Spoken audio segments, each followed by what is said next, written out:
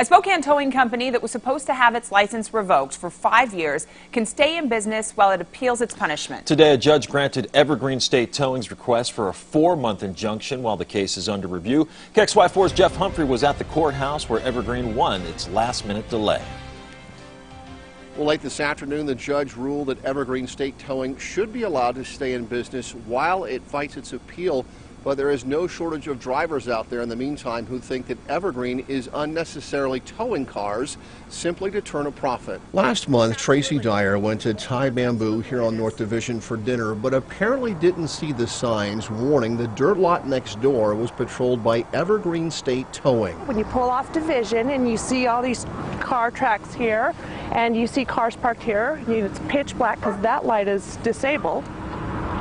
You think this is overflow parking. But when Dyer came out, her daughter's Dodge Durango wasn't there anymore. So I pulled in here thinking it's overflow parking. And when I came out, they were all gone. When we asked the tow truck driver, how many cars did you pull off? He said 3. In the course of less than an hour, Evergreen Towing made more than $1,000 from this lot, and according to the Department of Licensing, the cars were taken illegally. According to the state law, the manager is supposed to fill this information out. The manager in this case, a woman named Deanna Malcolm, works for the property owner Harlan Douglas. Malcolm signed the form authorizing the tow, but did not fill out any information that specifically identified the Durango as the car to be hauled away. Investigators say when that doesn't happen, tow truck drivers can carry around pre-signed forms that leads to predatory towing. It's gotten so bad in this dirt lot next to the restaurant that Thai Bamboo's owners have put up their own signs warning customers of the practice. Not only is this a vacant dirt lot, but it really does look like, when you're pulling in, it looks like it's overflow parking for the restaurant.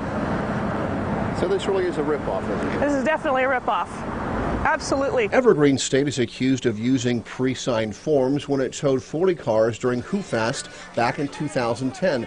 But the company's attorney says the tows were authorized and perfectly legal. That type of thing did not happen in this case. Even the department is saying somebody went down, identified the vehicles, pointed to the vehicle, asked the tow truck driver to tow that vehicle, signed an authorization, and the vehicle was towed.